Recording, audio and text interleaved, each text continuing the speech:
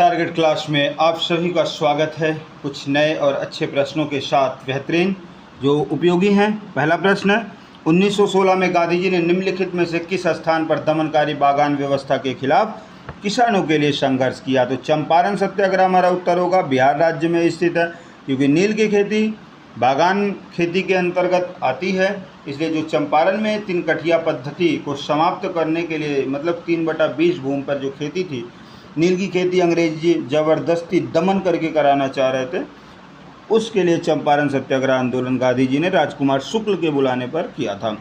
दूसरा है, रक्षा व्यय वृद्धि हुई, कीमतों में वृद्धि हुई, तो उपयुक्त सभी ऑप्शन सही होंगे। अगला ऑप्शन, जलियांवाला बाग नरसंहार के लिए उत्तरदायी है, तो जनरल डायर था, क्योंकि वो पंजाब का सेनापति था और जनरल ओ डायर ने उसे आदेश दिया था। तो ऑप्शन में जनरल डायर है, तो ऑप्शन सही हो जाए। कांग्रेस का नागपुर अधिवेशन हुआ दिसंबर 1920 में, जो सितंबर 1920 में हुआ था, सितंबर में वो कोलकाता में हुआ था। ओके, तो हमारा नागपुर अधिवेशन दिसंबर 1920 में हुआ। निम्नलिखित में से कौन सा क्रांतिकारी था? तो उपयुक्त सभी थे, भगत सिंह, बटुकेश्वर दत्त, ये सभी लोग क्रांतिकारी थे। आगे देखते हैं, दांडी यात्रा में गांधी जी के साथ कितने लोग गए थे? तो 78 लोग गए थे। ध्यान रखना है, सी ऑप्शन सही होगा, 78 लोग गए थे। और कांग्रेस की स्थापना में 72 लोगों ने भाग लिया था, जो 28 दिसंबर 1885। कौन सा कथन इसमें सही है? तो उपयुक्त सभी सही है। 1923 में रेलवे कामगारों की हड़ताल, 19 छोटा नागपुर के टिन खानों के मजदूरों का भी बहिष्कार, और 1932 में गोदी कारीगरों की हड़ताल। तो उपयुक्त सभी ऑप्शन हमारा सही हो जाएगा। अगला है, लॉर्ड इरविन ने भारत के लिए डोमिनियन स्टेट का ऐलान कब किया? तो 1929 में किया, 1929 में किया। इसे दीपावली घोषणा भी कहते हैं, आपको याद होना चाहिए ये चीज़ें। दीपावली घोषणा से भी प्रश्न आ सकता है। दीपावली घोषणा लॉर्ड इरविन, जो भारत का उस समय गवर्नर जनरल था, वायसराय था, उसने एक आदेश दिया, डोमिनियन स्टेट का ऐलान किया, भारत डोमिनियन स्टेट होगा। मैं आगे बताऊंगा डोमिनियन स्टेट क्या है। तो 1929 ईस्वी में, एक अन्य वीडियो में बताऊंगा डोमिनियन स्टेट के बारे में। तो 1929 ईस्वी में दीपावली घोषणा पत्र कह सकते हैं, या डोमिनियन स्टेट का ऐलान कब किया? तो 1929 में, जिस साल लाहौर में कांग्रेस अधिवेशन में पूर्ण स्वराज्य का प्रस्ताव भी पास किया गया था, आपको याद होगा।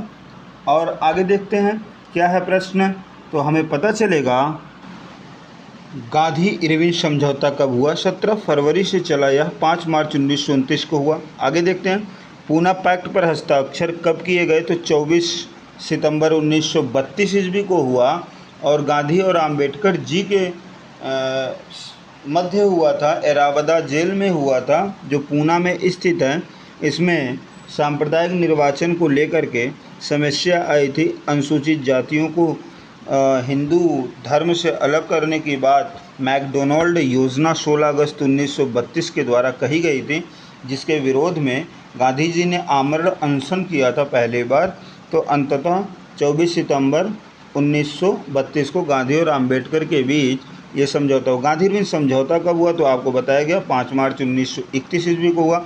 भारत का राष्ट्रीय गीत कौन सा है? तो वंदे मातरम है, आप जानते हैं, आनंद मठ पुस्तक में बंकिम चंद्र चटर्जी द्वारा लिखी गई है। 1870 के आसपास में आनंद मठ पुस्तक लिखना शुरू किया था, 1882 तक उन्होंने लिखा था, और उसमें 1876 ईस्वी में वंदे मातरम गीत को उन्होंने लिखा हुआ था, जो आगे चल करके 1905 के आंदोलन, स्वदेशी आंदोलन में वह एक मुख्य राष्ट्रभक्ति नारों के रूप में सामने आया था युवाओं के लिए। अगला प्रश्न है, राजनीतिक नेता पृथक निर्वासन के सवाल पर क्यों अलग अलग थे? तो उसमें देखते हैं कि राजनीतिक नेता भारतीय समाज के भिन्न भिन्न वर्गों और समुदायों का प्रतिनिधित्व करते थे। ये स्वाभाविक बात है, आज भी आप देख रहे हैं समाज में। दूसरा पॉइंट, डॉक्टर आम्बेडकर दलितों का नेतृत्व करते थे। इसी प्रकार मोहम्मद अली जिन्ना भारत के मुस्लिम समाज का प्रतिनिधित्व करते थे। तो सभी की अपनी अपनी मांगें होती थी, सभी के अपने अपने अधिकार होते थे। तीसरा, यह नेतागण विशेष राजनीतिक अधिकारों और पृथक निर्वाचन क्षेत्र की मांग कर अपने अनुयायियों का, जो उनके पथ प्रदर्शक थे, उनको मानने वाले लोग थे, उनके जीवन स्तर को उठाना चाहते थे। इसलिए भारत के उस समय के जितने नेता थे, ये अपने अपने समुदायों का नेतृत्व कर रहे थे, और वो अपने अपने अधिकारों की रक्षा करना चाह रहे थे। इसीलिए सभी राजनीतिक नेता आगे चलकर अपने विचारों के आधार पर बटे हुए थे। बटने के बावजूद भी सबका एक ही मोटो था, भारत आज़ाद हो।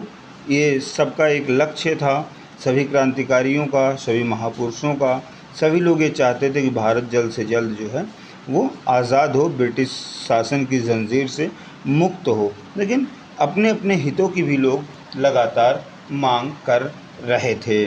आगे देखते हैं क्या है। चौथा पॉइंट हमें दिखाई देता है कि लेकिन कांग्रेस पार्टी, विशेषकर गांधी जी का मानना था कि पृथक निर्वाचन क्षेत्र भारत की एकता पर प्रतिकूल प्रभाव डालेगा। उनका मानना यह था कि अगर भारत में अलग अलग संप्रदाय के रूप में लोग अपनी अपनी मांगों को लेकर अलग हो जाएंगे तो भारत इससे कमज़ोर हो जाएगा। गांधी जी इस तरह की प्रवृत्ति को मानते थे। आगे पांचवा पॉइंट हुए इस मांग के विरुद्ध थे। कौन? गांधी जी।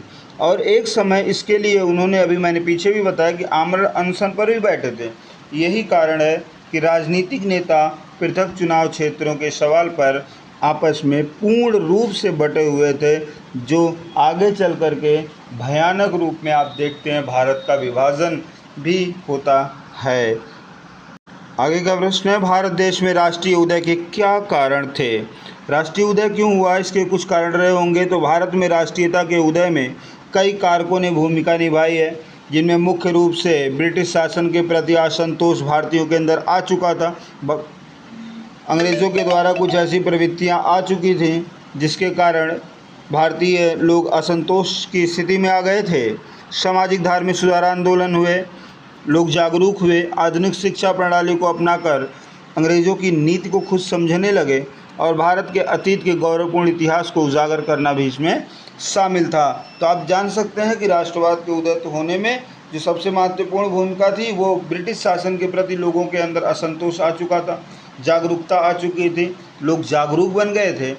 आधुनिक शिक्षा मतलब जो पाश्चात्य शिक्षा अंग्रेज़ों ने भारत में लाई थी, उससे उन्हीं की भाषा सीख करके, उनके द्वारा आदेशित निर्देशों को जान करके कि भारत के साथ ऐसा कर क्या रहे हैं, तो उनके द्वारा ही शिक्षा जो दी गई उनसे वो लोग जागरूक बने और उन्हीं के ऊपर इसका प्रभाव डालने के लिए हमारे भारतीय तैयार हुए। आगे राष्ट्र और राष्ट्रवाद से आप क्या समझते हैं?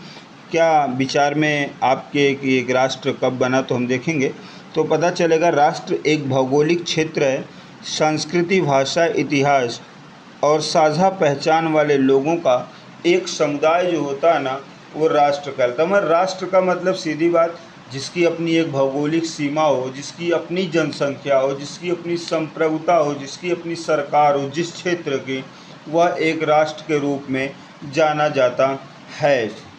आगे देखेंगे तो हमें पता चलेगा राष्ट्रवाद क्या है। तो हमें जानकारी है लेकिन फिर भी जानते हैं, एक ऐसी भावना है जो लोगों को अपने राष्ट्र के प्रति प्यार, निष्ठा और गर्व की भावना से जोड़ती है, राष्ट्रवाद कहलाती है।